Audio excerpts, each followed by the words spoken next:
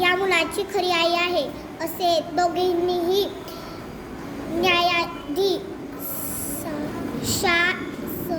शासगिरी आणले गेले.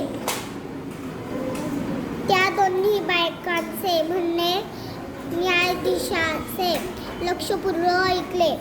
खरी आई नक्की कोणती आहे हे ठरवणे खरोखरच अवघड होते.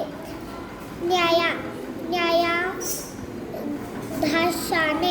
खूपच विचार केला. अखेर त्याला एक युक्ती सुचली. त्याने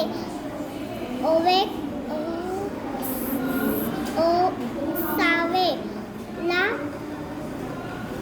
सैनिकाला आज्ञा केली,